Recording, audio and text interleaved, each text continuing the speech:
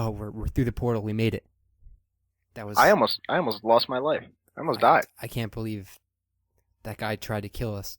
All I was trying to say was you got to play Persona 3 with direct commands turned on if you're a real man. I don't know why. Last thing I remember, we were down in Baltimore doing God knows what. I was assaulted, and we went through that time machine, and now we're here. I had to set the date to a random time. We could be at any point in history right now. We could be chilling with dinosaurs right now. We could be in the year 2050. Let me check the date. Yeah, check the date real quick. Oh my God, this is the worst possible result, dude. We are boned. Where are we? It is September 1st, 2013. We've been gone for 1 whole month. Jesus Christ. This barren fucking wasteland of a future has gone a whole 31 days without an update from the Human Instrumentality Podcast. The weight on my shoulders right now, I can't bear it, knowing like 3 weeks have gone by with no spoken word from us. We promised a new podcast. Well, you promised a new podcast. I'm going to put this one on you. Didn't I promise a podcast from the Otakon hotel room? Yeah. Actually, funny story, I didn't tell you this, but I actually brought my microphone and everything for the setup. Oh, gee. Well, we were too busy watching Korean variety shows. Yeah, there was more important things to do. It didn't really work out. I guess we should have made one because here we are, a month in the future. Our fans are feeling abandoned. They wondered what happened to us. Fan base down from 6 to 1. We got to do something about this. We got to do a show right now, right here. I mean, I'm wearing my headset, just so happens.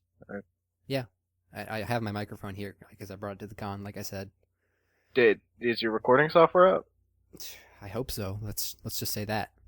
All right. Yeah. Okay. I'll just roll with it. I mean. All right. So let's just get going. Let's save the world.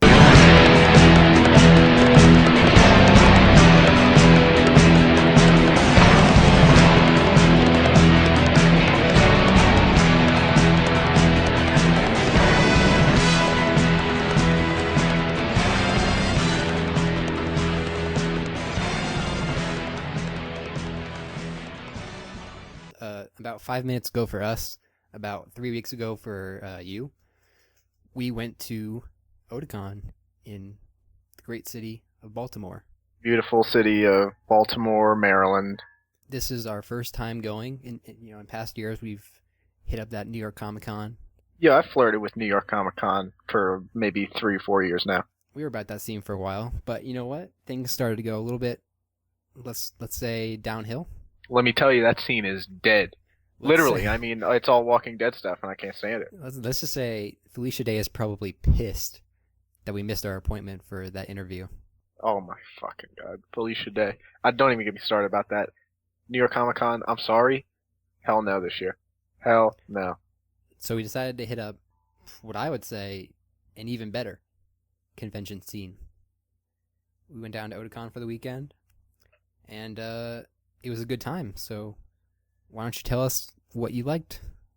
What I liked is, I know the past few years I've been going to New York Comic Con, maybe 2 years ago, it was a lot of fun.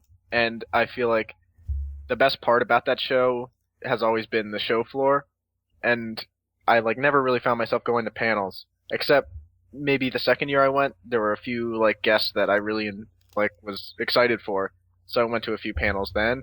But the last year I went to New York Comic Con, I didn't go to a single panel. It was just walking around the show floor, which is fine. There's a lot to see, there's a lot to do, there's a lot to buy. But, you get tired, you want to... Half the con is basically the guests and even fan panels and stuff like that. And I feel like Otakon that's what it was all about, and they really got some stellar guests.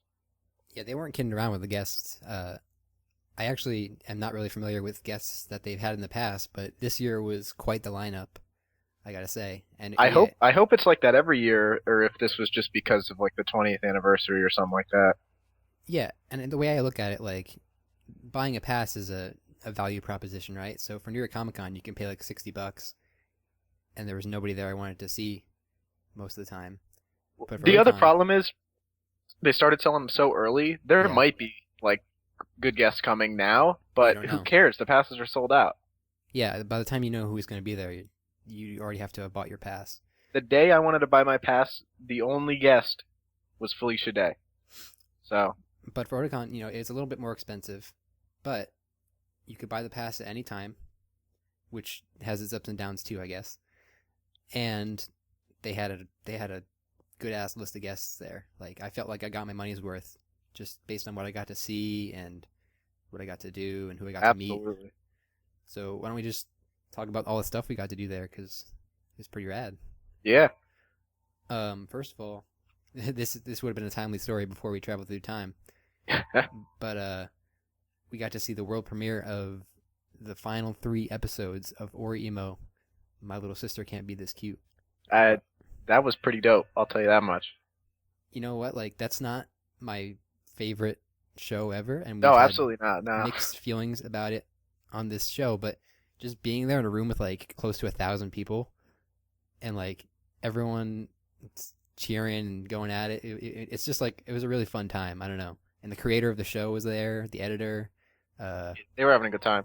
Yeah, everyone was having a good time. It was funny that the creator of the novels was there, and he said he didn't believe that the show really had any fans in the West, but they packed that theater. So Yeah, you could tell he was got impressed. pretty rowdy. It was fun. Everyone was pulling for their favorite girl. Lines were drawn, friendships broken. Yeah, and the actual episodes, I thought the 3 of them together were probably better than anything in season 2 prior. Yeah. And first and foremost, they were like way funnier. I just felt like the comedy was more on point. Maybe it's because I was like watching it with other people and we were all laughing together, but I felt like the comedy was there in those 3. And also, they kind of dicked around with the whole like brother-sister relationship stuff in the past, but in these 3 episodes, they actually kind of take it more seriously and like challenge your perspective on the matter. Yeah, they go for it. Like my perspective going in was that I'm not okay with it, and that was one thing I didn't really like about season 2. But they make a case for it, and they make you really think about what your position is on such things. I feel like another reason that I enjoyed those 3 episodes more than like anything else from the franchise is like those 3 had like all the payoff from like the whole series. Yeah, it was a lot of fan service for like characters and plot lines that had been building up the whole time. They really kind of just cashed all the checks at the end. I think the main issue I had with them was the very ending. Yeah, that was kind of a cop-out, I guess. Yeah, it was definitely a cop-out, and it was especially disappointing because, I felt like this whole time, like, wow, they're really challenging my perspective on this relationship and, what I really think about this. And then at the end, they were like, I don't know, I felt like they gave up.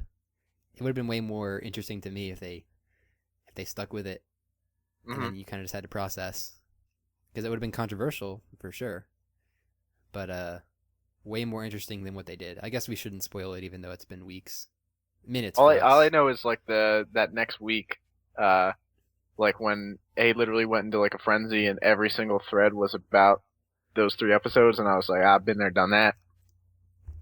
But I enjoyed them a lot. It was cool to see them a week early. It was awesome to meet the creator, get his autograph. Yeah. It was just a fun time overall. We even had fun waiting in line, just talking to people. About little sisters and best girls. Best girls. Yeah. Okay. So that's that. Any other thoughts to share on that, or? Our friend got his lewd body pillow signed by the creator. That's right. He was all about it. Right on the midriff. Beautiful. Hey, he was a pretty cool guy. You could tell he was digging it. Yo, he had a good laugh about it. Yeah. All right. We also got to see the famous, the revered Yoko Kanno in concert live. The composer of such treasures as your Cowboy Bebops and your Ghost in the Shell standalone complexes. Apparently something called Vision of Escaflowne. I've never seen it. I'd never heard of it, but a lot of people like it, I guess. Kids on the Slope. Kids on the Slope. Straight off the bat, it was awesome that we didn't have to pay extra for the tickets to go see that. it was included with our pass. Because I was just looking at another anime convention that I was thinking about attending. The musical guest at that one, you have to pay like 40 extra bucks to get into that concert. Oh, jeez. In addition to your pass, which is like 40 bucks by itself. That's a lot of money. So like I said, that pass was a little expensive, but it's a value proposition, and you definitely get your money's worth. The Yoko Kanno concert was pretty amazing, if you ask me. Yeah. I wasn't expecting it to be like a visual thing too, and that was pretty awesome. Yeah, I didn't really know what to expect at all, because this is actually the first time she ever has done this performance. Mm-hmm. And it's called Piano Me, so that's all we really knew about it. But it starts off with her just sitting at a piano on stage playing songs, and that's fun. And she was having a great time. Like, she was smiling and encouraging the audience to sing along and all this stuff. Mm-hmm. But it turns into like this crazy audio-visual experience where they're doing all these effects with the lights, and the piano becomes like part of the show as it like incorporates visual effects into it. And yeah, that was awesome. it's hard to explain exactly. Just go see it yourself. Yeah, I don't know when the opportunity will arise, but it's, even if you don't know who Yoko Kanno is and you're some kind of heathen, it's like, if you just like classical or jazz music or whatever, you'll dig it. It's just a fun show. Yeah, I mean, I've been to I go to a lot of like shows because I'm a big fan of music, all types, and that's probably like one of the best concerts I've ever been to. It was very good. See, I don't go to a lot of concerts, so it was even better for me. Yeah.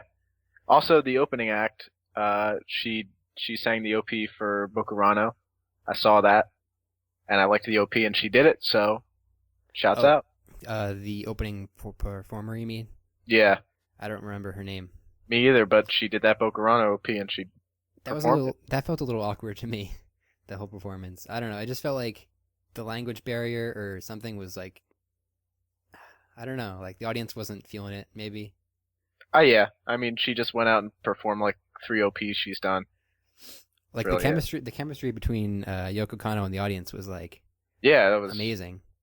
It was so much fun, and the opening act, there was really nothing. Everyone just kind of watched it, and I even felt like I forget her name, I'm sorry, the performer was a little disappointed when she got off stage. Yeah, probably. But there is a huge language barrier. I mean, it was a weird opening act for a piano show anyway, because she was just singing like J-pop OPs for shows. I don't know. Yeah. But she wasn't bad. She was good. It was pretty okay. That Yoko Kanno show, though, that was swag. Yeah, she played the Star Spangled Banner. Yeah, for the third encore, she came out to play the Star Spangled Banner. And someone had an American flag. That's right. Hey, it was a fun show. And I'm glad we didn't really have to wait in line long for those tickets. Yeah, we might have pulled a little bit of a tricky dicky on that one. But hey, you got to do what you got to do to get in there. And we did. We did, yeah. No looking back on that. Anything else from the show you wanted to share? From the Yoko Kanno show? No, just the con in general. Well, we met Watanabe. Yeah, Shinichiro Watanabe. Creator of such shows as Cowboy Bebop, Kids on the Slope. That was pretty cool. I would have liked to have gone to one of the Q&A panels. Yeah. Is that where he announced the new show? It must have been, because apparently they had a trailer come out of Otakon, but I didn't know it was announced until after I got home. So. And that looks awesome. It looks rad. But we just got to go to a signing session, which was cool, but I would have liked to get to a Q&A too. Just didn't work out. Also, I wish I had something better for him to sign. Yeah. Hey, we learned lessons. It was just cool to meet him and everything, because he's a pretty influential guy, I feel like. Yeah, I was just thinking about this. We didn't get to go to the Q&A, and that's just disappointing. But the reason is because we were like mobile the whole time. There's like so much stuff there was always something to do. There's always people around. Like, I don't know. It just felt like a much more packed experience in Comic-Con to me. Yeah, I mean, I feel like there was always something I wanted to do. When I went to Comic-Con the past few years, it's been a lot of, well, I mean, let's just like stroll around the show floor, I guess. So it's different. You go for different things, I guess. But I liked rushing around and getting to see all this cool stuff over the course of the weekend. Yeah.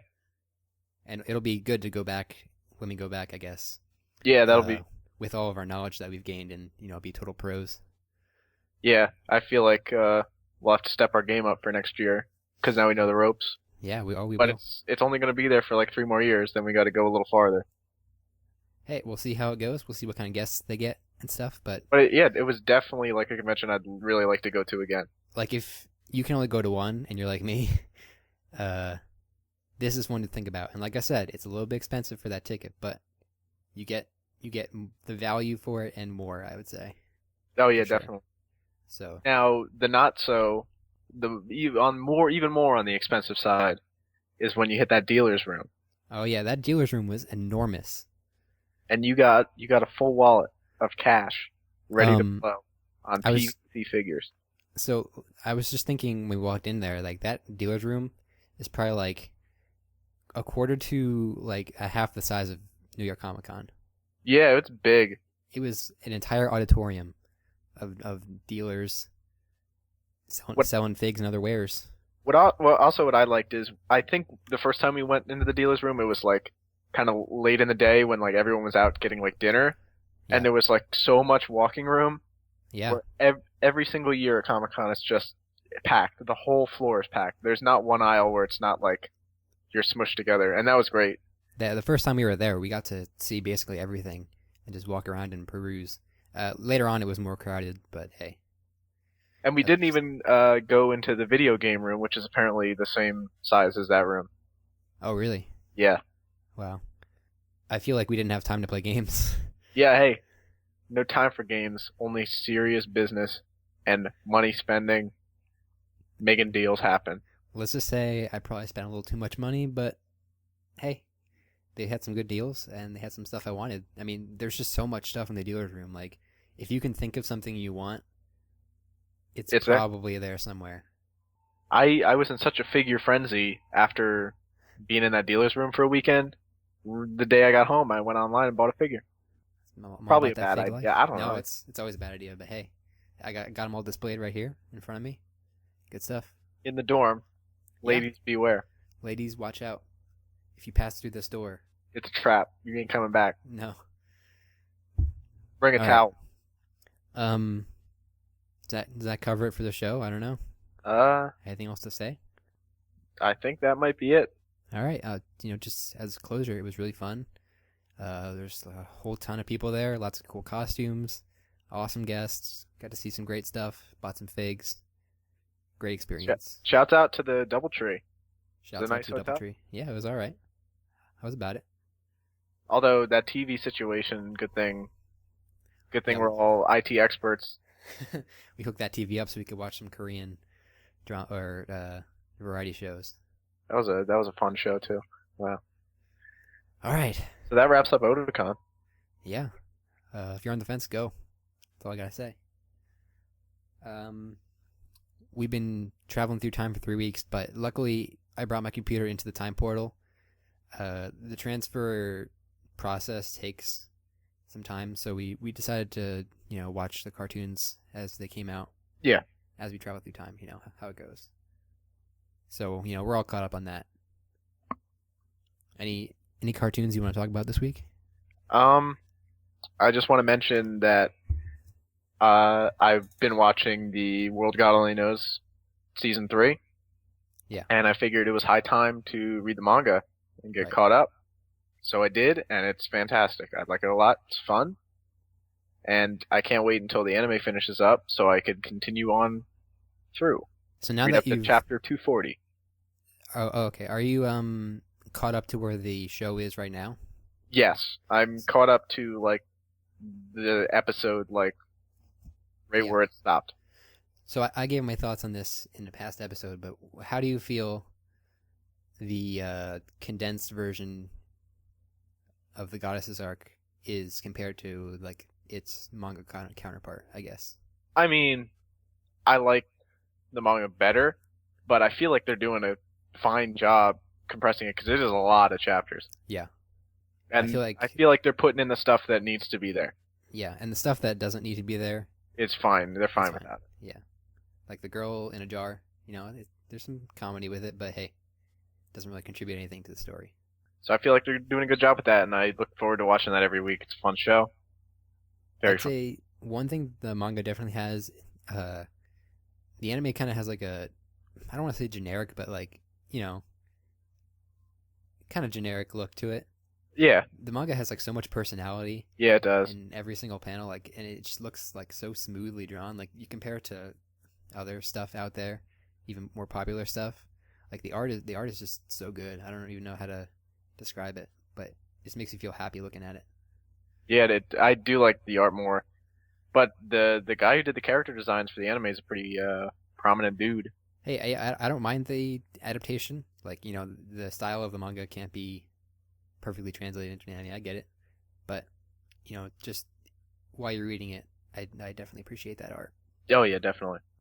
I don't quite remember where the show left off actually. It left off. I think they were at the school festival. Yeah. Or the pre-school festival party. So I'm not gonna say too much, but I she gets so real. I really enjoyed the episode. I think it was not last week's, but the week before with the whole. The one where you're sick. Yeah, that was really good. And I feel like they transferred that over to the anime and pretty well. I forgot that Nora's buddy, I forget his name. He's actually pretty funny during the whole arc. And that, I guess in the anime that's the only time he's going to be able to show up. But hey, they did a good job. But yeah. that's been pretty solid. Overall, that's good. If you're like on the fence about that because of the premise or like you're against harems or whatever, just totally like, watch that whole series. It's good. Yeah, it's just good, and like it's totally not a harem at all. It is about romance, but the premise sounds stupid, but it has like so much heart to it. Like it's not exploitative in any way. It's like the most heartfelt way that you could go about this premise, and the story's really good. And I think they try to do. Manga's very good too, so read that. Yeah, they try to do drama stuff in the Goddesses arc. Some people don't like it. I think they did a great job. I said that before, but yeah. All right. What else? Attack on Titan. I don't remember where we left off before the break exactly.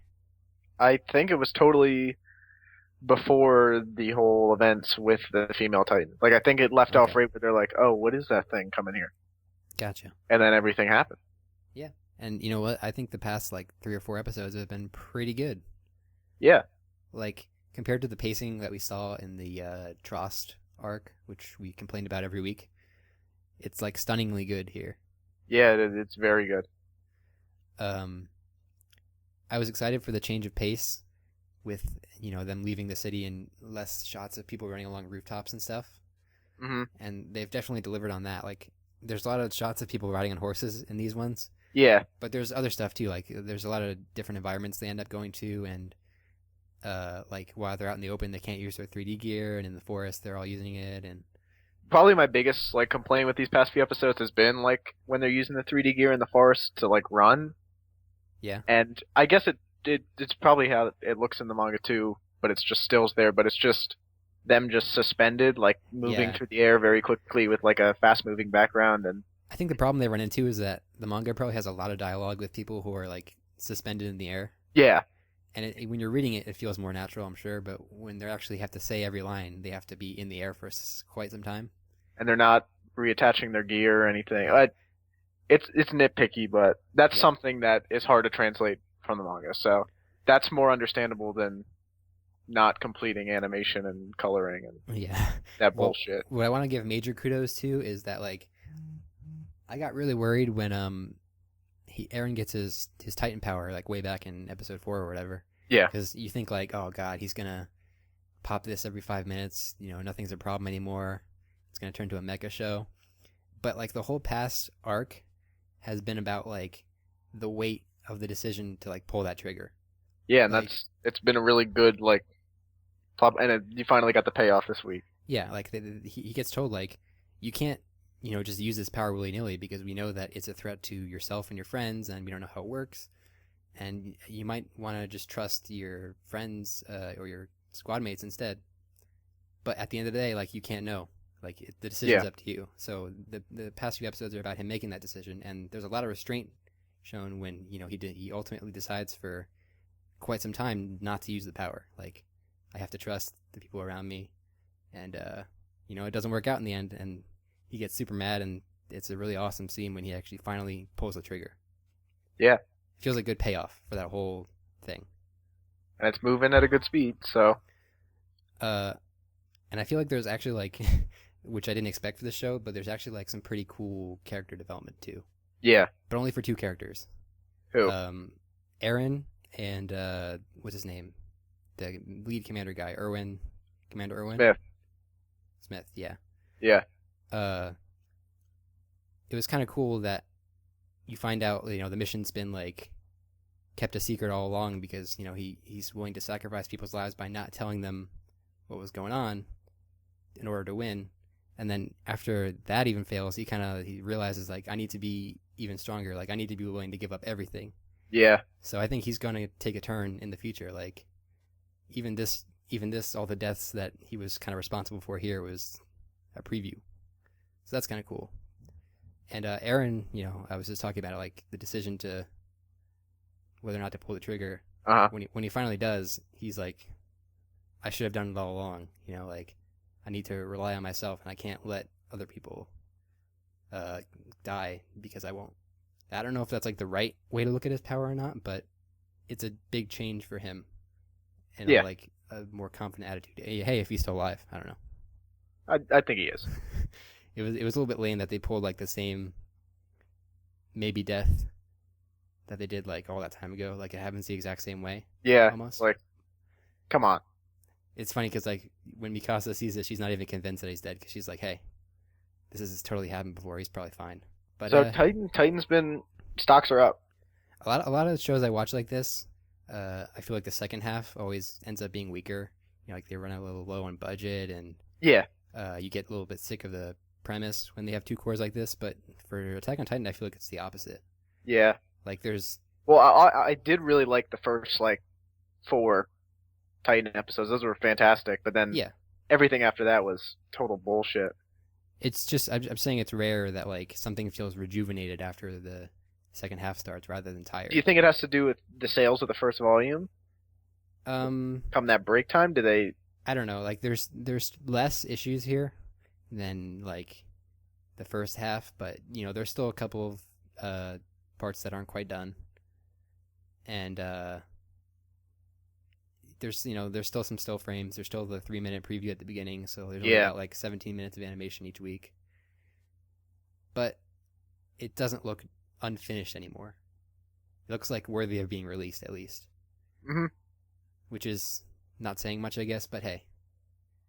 I think the fight scene between Titan Aaron and the female Titan looked really good, actually. Yeah, it did. I always like when the fights get real gory like that. Because, you can do your Dragon Ball Z bullshit and have people beat the crap out of each other, and then they're just, like, covered in black lines or whatever. Yeah, but he was, like, she was dodging punches, he was hitting the ground, and his, like, wrist broke off. And... Yeah, I love it when, like, the fight gets so intense that, like, they're just, tearing each other apart because they're so angry. Like, you really feel it when that's going on. It's like, yeah, shit's serious. Like, I'm about to kill this bitch. Yeah. So, hey, I've been liking it. They've been doing a good job. What can I say? Stocks are up. Yeah. Hell yeah, stocks are way up. Now, to tie this into a show only I've been watching, this, like, preview at the beginning, bullcrap. I'm going to talk about Space Brothers real quick. We're up to 71 episodes, and they show the same preview for all these new episodes now, and it's like a recap of literally the past 70 episodes. Like, they're going back to, like, footage from, like, episode 3. That's crazy. Yeah. So well, I think it's like the manga's still going. Right. And I think they're going to keep the show going as long as, like, it doesn't get canceled, because they switched it to, like, a Saturday time slot. So I guess they're getting a lot of new watchers who are just now picking it up. Oh, I see. So they're trying to like refresh people who are new viewers. Yeah. So okay. I see that, and it's only like a short 1-minute deal, but I definitely enjoyed it a little bit more back when it was a little earlier. Like now, some of it looks like the art's not as like on point at times, and you could definitely tell that they're going long term now. But it's still. The content's still good, so I like it. I'll keep watching it. At the end of the day, that's what matters. So yeah, that's all I got to say about that. Cool. I've been keeping up with the Sunday Without God. Oh yeah, show. that thing.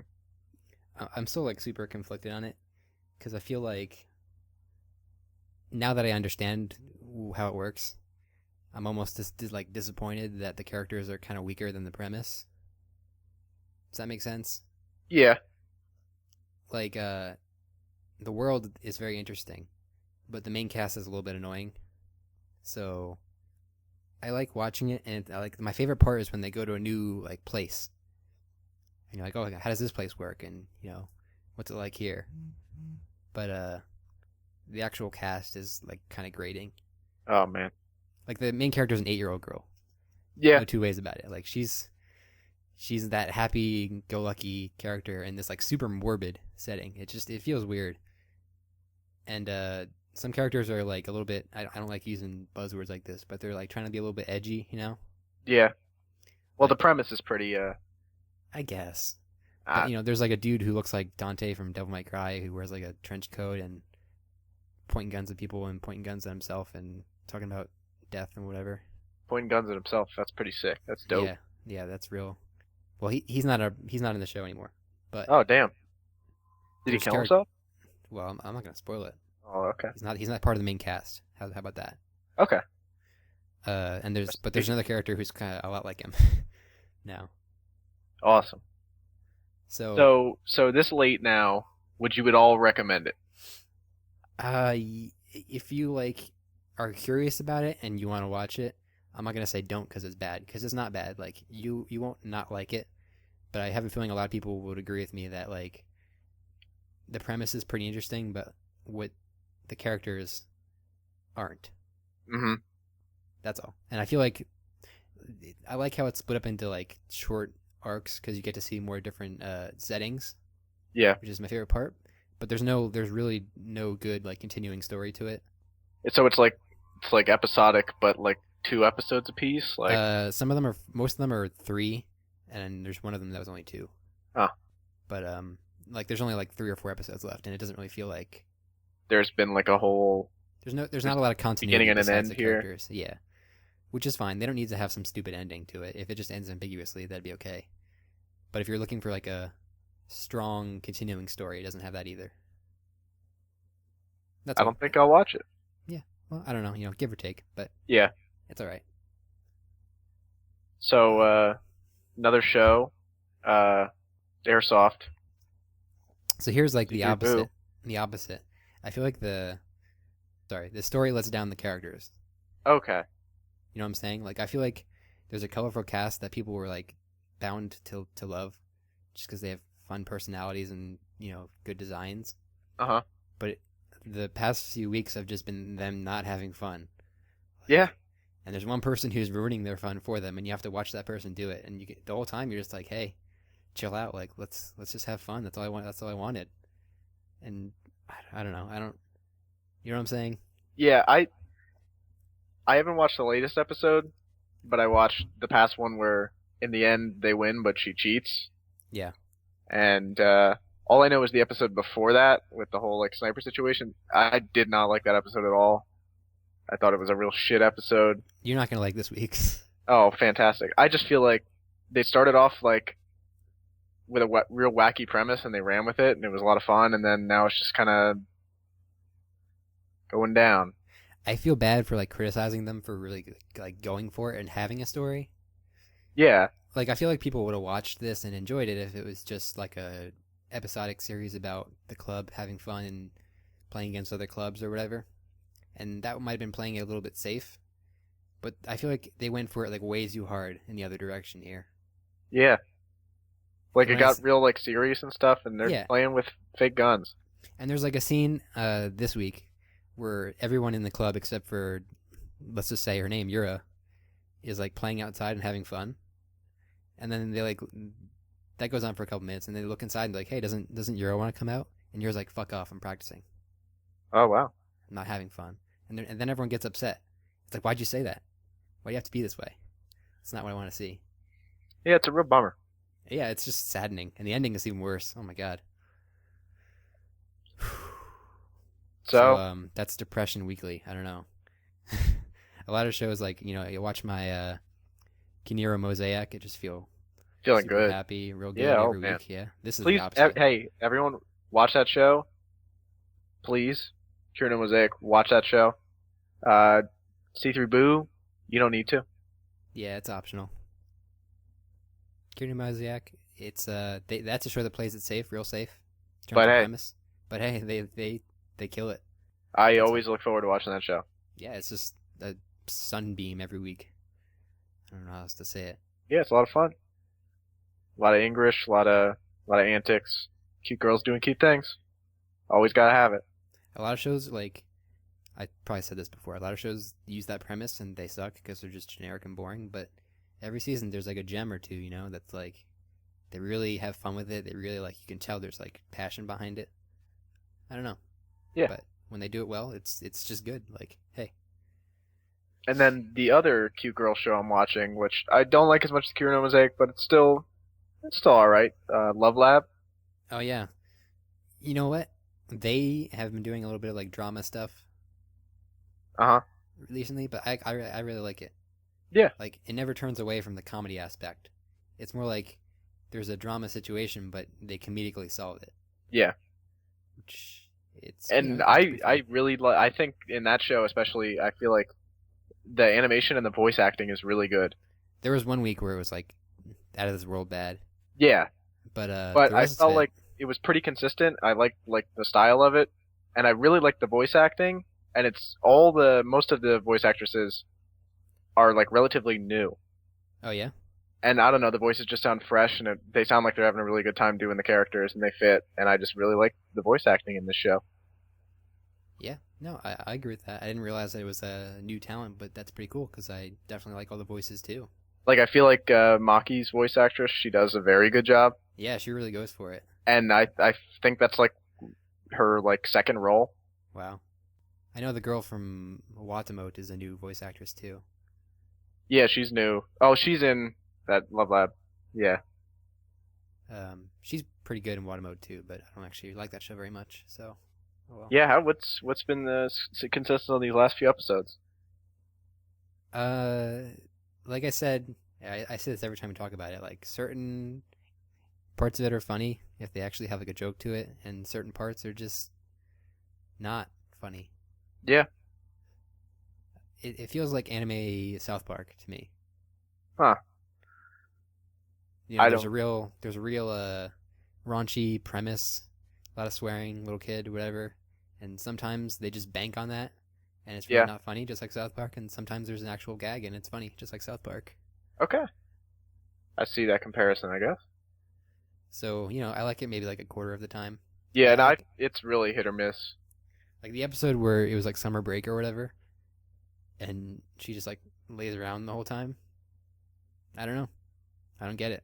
I was just bored. Yeah. But the most recent one was okay. Like, it was kind of coming back. They introduced a new character, which Mhm. kind of helped because I don't actually like the main character. Yeah. Well, also in this one, she kind of gets like it comes back to bite her a little bit. Yeah. And I thought the gag with the card game was pretty alright. Yeah, it was funny.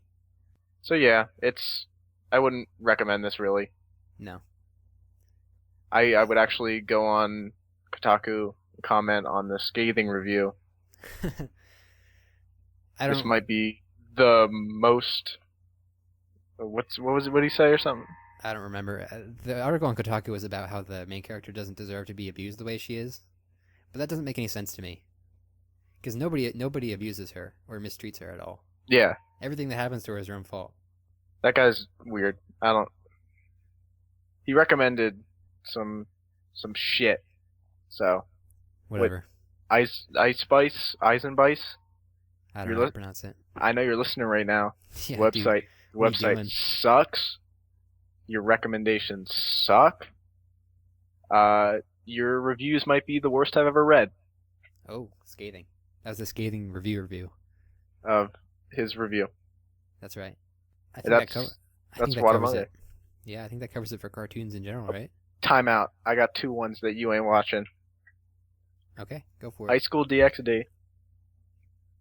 More characters, more boobs. Bottom line, done. That's my review. Free. It's good. I'm gonna be straight up. It's good.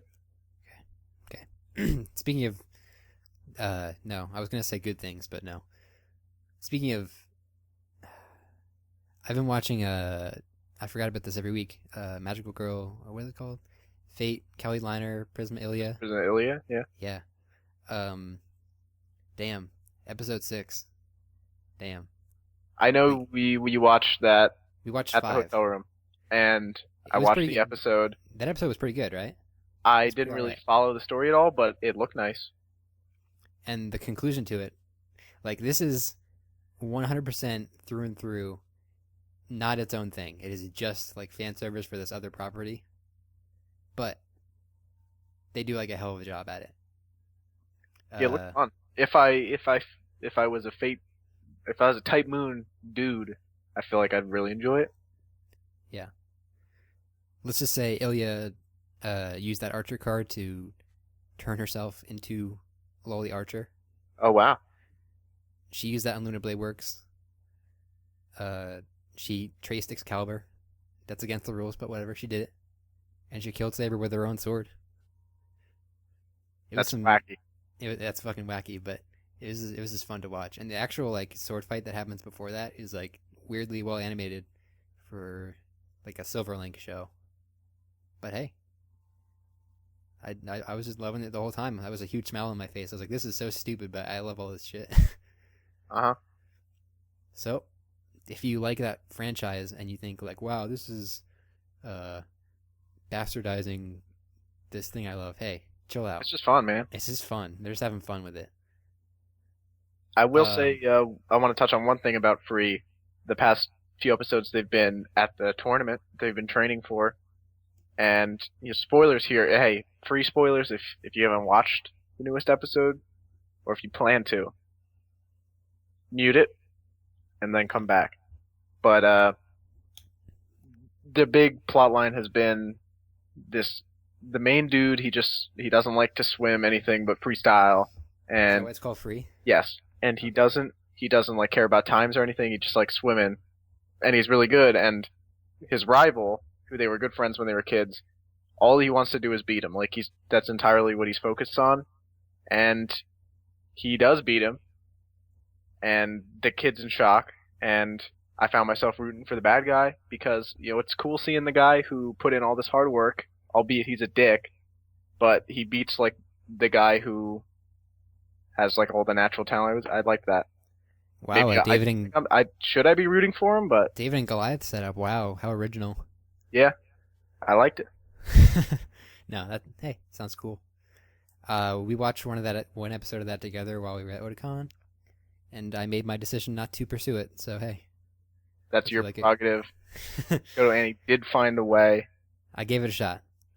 Did you see that like another studio's doing like a swimming dude show? No, is that like a guaranteed moneymaker now?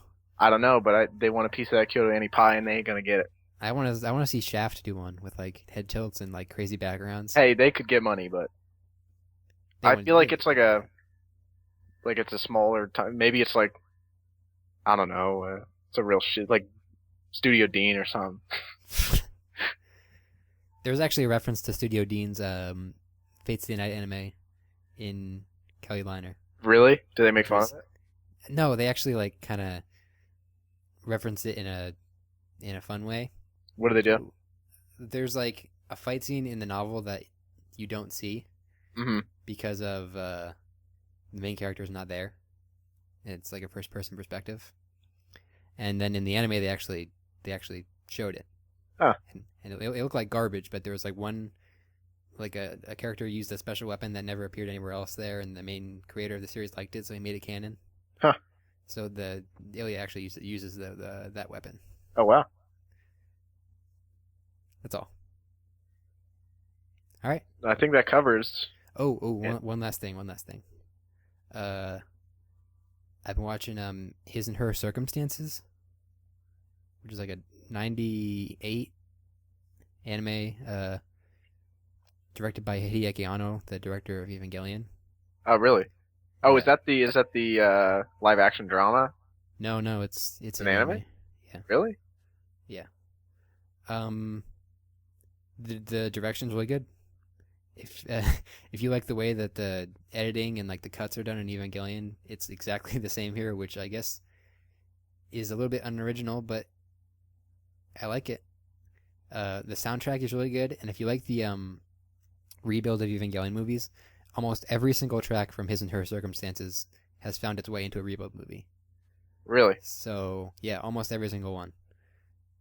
So And this is like a slice of life romance show?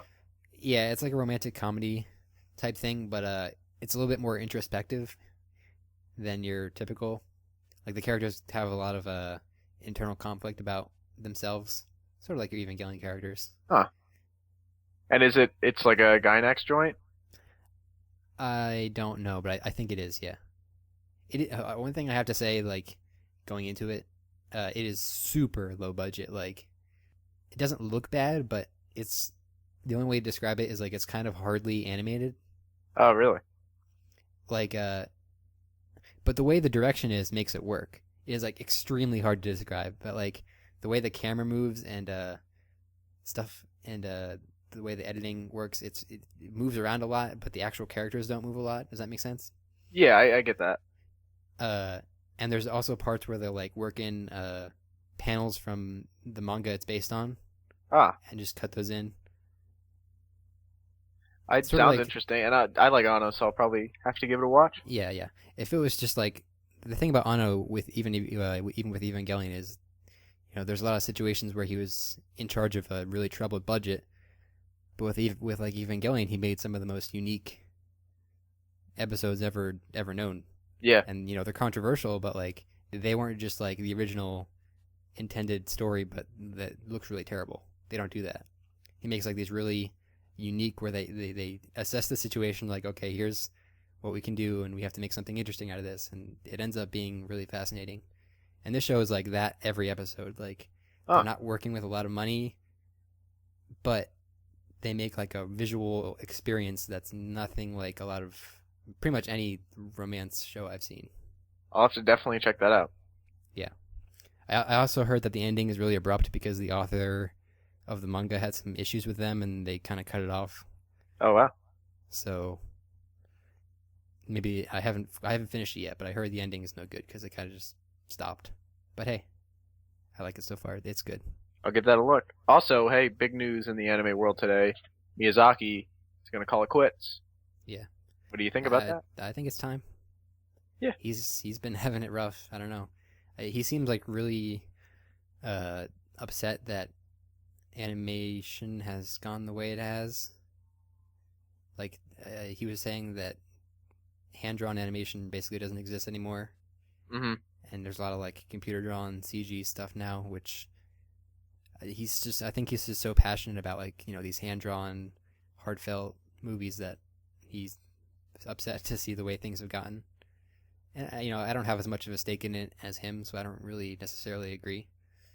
But yeah, I feel like he felt like the setting, the scene wasn't really, he didn't really belong there anymore, which is sad. Yeah. It's time, I guess. Made some good flicks. He made some good flicks, and he's passing it all on to his protege Hideaki Anno, who we've been discussing. So, He's handing it over to him? He's not handing it over to him, but basically, he's leaving partly because he's so upset at the lack of like hand-drawn, real like animation talent in the industry right now. And Anno's all that's left? Anno's like the one guy. He's like, you're my last hope, kind of, which is weird because Anno uses a lot of CG in like the rebuild movies and stuff. Yeah. But he said he wouldn't allow a sequel to be made to any of his movies, or like specifically what's it called? Oh man, I can't believe I forgot the name. Nausicaa? Nausicaa in the Valley of the Wind? Yes.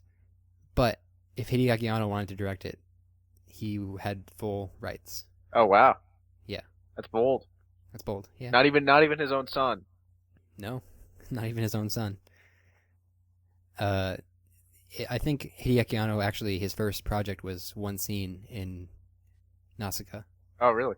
So it would be cool if he made another one, right? Like coming back all the time. I'd trust him. Sure, I like him. But yeah, that's sad. I don't know.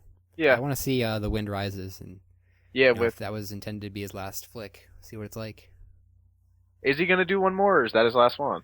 I think that's it. There's another Ghibli movie coming out this summer. But that wasn't him. That was the other guy, yeah. I heard a lot of people didn't like The Wind Rises because it was boring, but it was a historical movie, so The trailer, the animation looks really good. yeah, I'll see it. Anna's in it. Sure. It's a World War II movie. I'm about that. You don't see a lot of period pieces in anime, I guess, except for Studio Ghibli movies. Yeah, I'm sure I'll enjoy it. Also, Makoto Shinkai flicks. Yeah, They always take place like the 80s or the 90s. They kind of have a cool look to them, too. there's still hope with that guy. Oh, yeah, for sure. I mean, his animation's not hand-drawn either, but it looks amazing, so... Yeah, hey, there's your perfect argument where Yeah. hand drawn is gorgeous. Like, there's no, like, it's a great thing, but Sure. people waited 7 years for Redline. That looked real good, but I think Shinkai might have made 3 movies in that time. Yeah.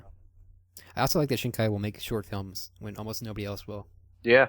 Like maybe it's not... The short film was fantastic. Yeah, and maybe it's not like economically all that viable to put out short films like that. Like you want to make your money back or whatever, but I feel like Shinkai films are more dedicated to the quality of the product, which is good. Absolutely. All right. I So think that's that. cut anime off right now. No more of that. Are we going to talk about games real quick, or? Yeah. Oh well, I have a lot of games. We could keep going. We're at an hour. Why not? No need to stop. Let's keep going. Okay, go for it. Well, in the portal of time, I acquired a PlayStation 3. I actually went back to 2005 and bought a launch day PS3. I waited in line. Oh, you went back and then returned. Yeah. Smart. And that launch PS3 can play PS2 games too. Yeah, that's why I went back. Granted, smart. like system failure, we're in no worries. But Props. I got 2 games with it. I've been playing Valkyria Chronicles and Dragon's Crown, and I'd like to talk about both. 2 Japanese gems. Yeah, I haven't played either of them. and like they were probably the 2 biggest reasons I wanted to get a PS3. Like these were 2 games I bottom line really wanted to play. I'll start with Dragon's Crown because I feel like maybe the first podcast I talked about how much I really like Vanillaware games. Yeah. I think we've talked about them a few times, but I think so, yeah. really love Vanillaware games, and I could not wait to play this game. And I think I'm maybe 4-5 hours in, and I know I was the first like hour or so was like one of the most charming game experiences I've ever had. And I'm a big D&D player, and it was the way like you start is like a classic like arcade type deal, like you're 4 players, you pick your classes and stuff like that. And then right from the start, the whole thing is done with like a narration a la like the game master of a D&D game. Oh, wow. And the whole time, like, a lot of, like, you'll get every dungeon you do, there's like an encounter in the middle that's like narrated and stuff like Okay, that. let me just ask a question real quick. Yeah. I think this is the first Vanillaware game that actually got an English dub, right? Yes. Is the English voice acting good, or I know the option to change is there. What are your thoughts on that? I wasn't able to find an option to change everything over to Japanese. Okay. Only per character. Like, and the only time the characters are talking is like in combat. Right. But the only person who actually like talks for the most part, besides like 2 lines of like dialogue for like an option in a menu, is the narrator, and the narrator's fantastic. Okay, that's good. He's got like an old English accent, Oh, wow. but the whole thing felt like I was playing a Dungeons and Dragons game, which was awesome. As a Dungeons and Dragons player, I definitely felt that charm. And then, of course, there's like the gorgeous like hand drawn art, and the gameplay is a hell of a lot of fun to play. I'm playing the fighter. It's pretty basic. I just wanted to start that way, and I'm having a blast with it. Yeah, I definitely want to get that game. It looks like this sounds a little bit exorbitant, but that game looks kind of like my perfect game almost. Yeah. I love side-scrolling beat 'em ups of all kinds. I think those games are like super simple, but when they're pulled off correctly, they're just like pure fun. And like all the complaints I hear about Dragon's Crown in terms of the gameplay, we already talked about other shit. In terms of the gameplay, is like The screen people gets complain flooded. that it was too short, or there was too much like backtracking or something. But like that's not really a problem to me. Like if the game is short because all the content is tight and well designed, then fine. Like that's for the better. I think side-scrolling beat 'em ups are good because they can be short and sweet, but Yeah. fun to play, and also like they're just intrinsically more fun to play with friends. Yeah, and that's the thing too. I hear it's like a 20 or so hours if you like want to do all the quests and stuff, but that's like I feel like that's a good length where like if you have some friends over and you have like a weekend, you could finish the game if you want to. Yeah, and also the art style is amazing, like Vanillaware does, and I also kind of dig the high fantasy Dungeons and Dragons setting. It's cool that Vanillaware doesn't really tread back on settings they've done in the past, but they bring their like unique art to different situations. Uh-huh. So yeah, I don't know. It looks really cool to me. I don't quite have the funds to purchase it right now, but when I do, I'm gonna get that for the PlayStation Vita and check it out. And I hear the art like barely suffers like from PS3 to Vita. It looks fantastic on both.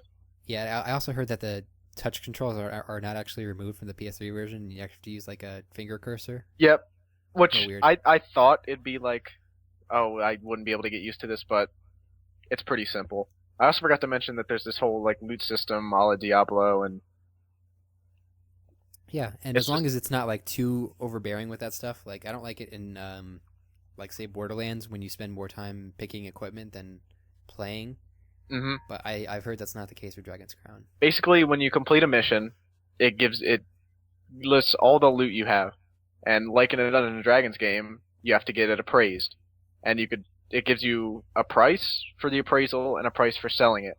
And before you even like head into town, all the loot you gained, you could appraise it, sell it, and there's quick buttons to do appraise all, sell all, and it's just a real quick process. So you don't spend like I'm sorry, you don't feel like you spend too much time on it. No, absolutely not. See, yeah. So that sounds good to me. It was basically like you said, the perfect game for you. Like I love anything Vanillaware does. I have a huge bias towards them, but the art's gorgeous. Side-scrolling beat 'em ups are a hell of a lot of fun, and it's like who makes like couch co-op games anymore? That I miss those. Those are a lot of fun, and then Yeah. it totally feels like a D&D game to me, which is awesome. So I'd say my major complaint is that the PlayStation Vita and PlayStation 3 versions do interface through cross saves, which is yeah, cool, but there's no there's crossplay. well, first of all, there's no cross buy, which it feels like everyone was doing for a while on the PS3 Yeah, Vita, and it was super awesome because it incentivized you to have both, and you got a lot more value for your money. Which Dragon's Crown's not a cheap game. Say that. I think you probably get your money's worth when you buy it, but it'd be cool if you got both versions. uh-huh. And then, like you said, there's no cross-play either, which a lot of games have been doing. And it'd be super cool if we could, like, for instance, me and you could play co-op between Vita and PS3. Yeah, Like, I realize that's a little bit of an undertaking, I guess, to set up. But like even like PlayStation All Stars had it. uh-huh. So I don't know. It feels like a weird thing not to have at this point. And then real quick I'll touch on the big issue floating over the game, which I doesn't really bother me, and I don't even the main character, the sorceress and stuff like that. I'm not even going to talk about that. I don't think that's an issue at all. It's there's a few encounters like in dungeons where it's like a still image of a character, and Yeah, there are I a saw some few of those. that are a little off-putting, but it's in the style of the game. Like some of them like put me off a little bit, but Yeah, and you know what? Like if you're offended, you're offended. Like fine. yeah, It's good to think about these things, but a the fact that you're offended doesn't mean that the entire game is ruined. I don't think it. Like I feel like first of all, separate the game from that, yeah, absolutely. and second of all, if people aren't offended, it's not because I don't like women or I feel like women shouldn't have rights or whatever like that. It just it doesn't really bother me that much. I see it for what it is. I understand that it could be more tactful, and I hope that in the future that it is. But I feel like disregarding this game entirely because of it, it would It's be selling a lot of work it's short. ridiculous. Yeah. Yeah, that's all. So buy this game, definitely. It's fantastic. Okay. And the other game I've been playing, Valkyria Chronicles, this might be one of my favorite games of all time. Wow. I like it that much. It's basically kind of like Fire Emblem, where it's like a strategy RPG, except every you're given, like, you pick your units, and it lays out on like a map, and you see a top-down view of like each of your units, and you have action points, and with those you can control units, make commands, stuff like that. But anytime you control a unit, it zooms in, and it's like a 3D third-person shooter, and you position them how you want, and then you can take an action, throw a grenade, fire the gun, or something like that. And there's like aiming to it, but you're given like a circle around like where the crosshairs are, and since it's stat based, it's like you have a certain percent chance of like hitting within that circle, stuff like that. And on top of like the combat's fun, it's really enjoyable, and like everything about this game, man, everything about it is fantastic. The story's really good. It's set in like a alternate history World War II, which I think is pretty damn cool. And the art style is basically they made it look like a watercolor painting, and everything is like this really gorgeous cell shading. I just like everything about this game. Yeah, just like it's funny. I was just saying the same thing about Dragon's Crown, but it sounds like a really great fit for me because I love that genre of the turn-based strategy. Like and both also these the games art are style just looks such cool. like a melding of everything I like. Yeah. I have a couple questions. As a Fire Emblem fan, I want to ask about death. Yes. How does that work? Death is a permanent thing. Okay. And like I have been playing where I will not let any character die. So I haven't tested this 100%, but I know you lose the mission if your main guy dies. Like, bottom line, if he gets taken down, you lose. But Right. then there are 3 other characters you can bring into combat who are story characters, like they're in cutscenes and stuff like that. And they could go down too, but I'm not sure whether or not they can die permanently. I don't think they can. Okay. But how it works is when a character goes down, you have 3 turns to reach them with another unit to call the medic over, and then from that point on, they live, they're saved, they can fight again. If it passes 3 turns, or an enemy comes up to where their body is and finishes them off, they're permanently dead. Sounds a little bit like XCOM. Yeah, like it's not as like where Fire Emblem, you make one wrong move, they go down, they're done, because I'm sure someone who's really good at this game is going to laugh at me and say, but a lot of times you're not going to be able to go through a mission without at least someone going down, because how the combat works is they're not actively shooting at each other, but when you take over a unit, if you're running like across a path of like an enemy that can see you, they can't move, but they can still shoot at you. So you're still taking damage even though it's not their turn, and it works vice versa. If you set up a unit and the enemy moves the unit like into your area, you'll start firing at them. But I feel like it's pretty safe. Like, it's a pretty fair system for death. Would you say the game is really tough? I think they start out on like a normal difficulty, and there's more difficult ones. But I've had trouble on a few missions, but I feel like it's been pretty okay to keep most of my guys like alive. Okay. Like my favorite Fire Emblem games in the series are the ones that walk the line between difficult and satisfying really well. Yeah. In that when you win, it doesn't feel like you won too easily, but that your strategy and the way you played it personally was what brought you to the end. Yeah. It feels really satisfying to me. And when a game's like a little bit too easy, it kind of feels like you can do whatever you want and it would work out. So at the end of the day, it's fine. But I like that level. Yeah, of I know. Again, if someone's really good at this game, I'm sure on the normal difficulty they could breeze through a mission easily. But as like a first-time player on this difficulty, there are some missions where I just scrape by. Like a lot of my characters are like on the fringe of death. Maybe one of them's down, like far away where I won't be able to reach them or something like that, and I just clear the mission and it's fantastic. And then there are other missions where, even like a recent one I played, which is pretty like late game, I just like the strategy I had going in was like flawless, and I like didn't no one even went down, and I cleared the mission real quick. It was real surgical, and I felt great after that. All right, awesome. But The setting you said is pretty cool, right? But yeah, what would you say about like the actual story? Like, is it good, or do you kind of just ignore it?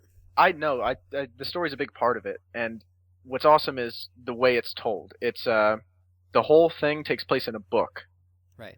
From like a reporter who's in the game, and you play it like chapter by chapter, and it's like retelling the story of this war, and it's like it's got its anime roots, and like there are some like pretty like cliche like cheesy moments and stuff like that, but overall I feel like it's pretty good, and it handles like the stuff that comes along with war, like I feel like it handles it pretty well, and like it touches on, it has like every parallel to World War II.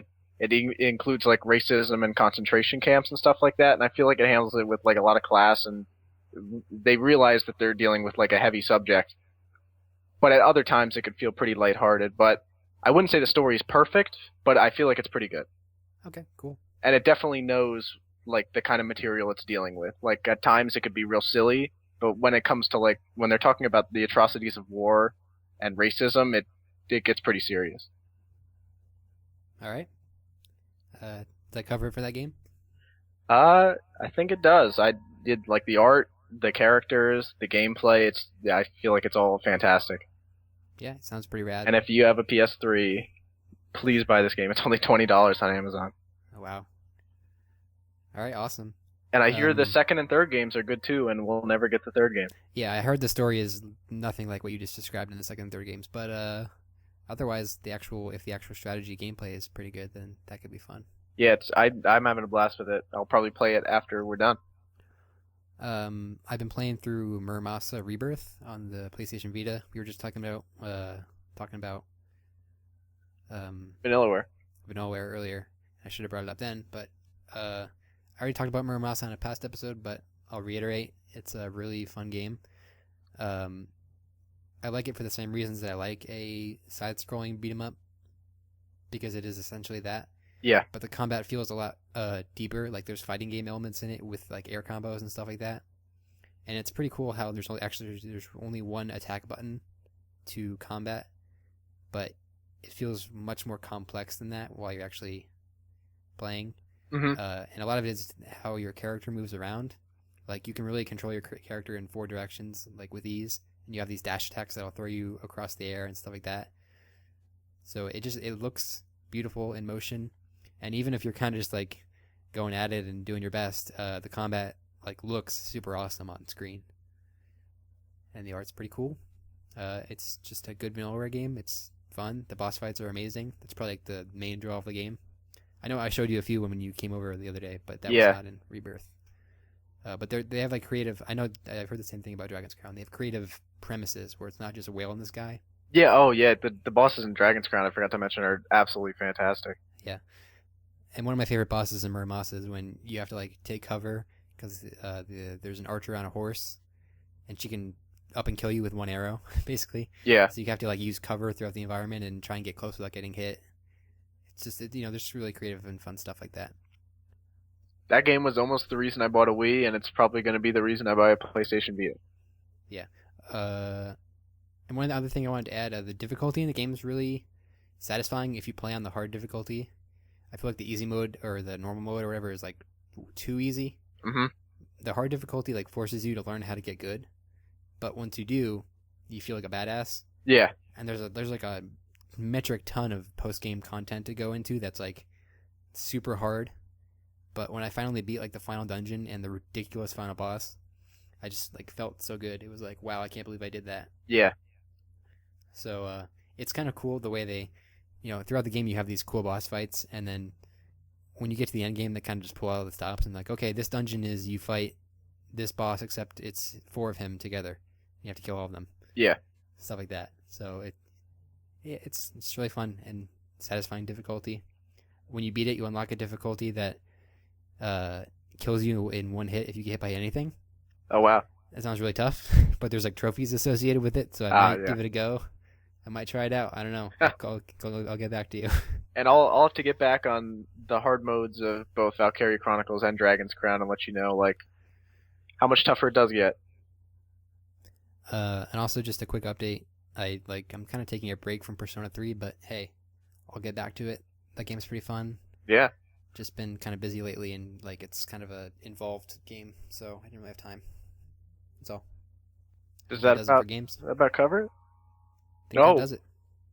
One thing I'm thinking I might be getting Hatsune Miku Project Diva F. I might do it. All right, well, you're now the official PS3 correspondent. We're not going to outsource that position anymore. Sorry, Vic, you're done. You're cut off. Your lifeline has been severed. Fired. He was too expensive anyway to hire that guy. Yeah, I get paid way less. Yeah, you don't get paid anything. You just get to keep your life, basically. Yeah. So that's about an hour and a half of good stuff after a month of absence. I'd say take it or leave it, but hey, we can't say we didn't try. I mean, we were in that time portal. I just had so much to lay out for all of you. It was really harrowing to go through that experience, so thank you for understanding. Yeah. I'm pretty hungry. I haven't eaten in like 3 weeks. Yeah, me either. So this is Vanillafish, a.k.a. PS3 Correspondent, signing off. This is HunterJawa, a.k.a. Traveler of Time, a.k.a. I am now become Time Lord, signing off. Doctor Who gives a shit. Oh, that is from Doctor Who. God damn it. Fuck. You're done. Cut it. Turn it off.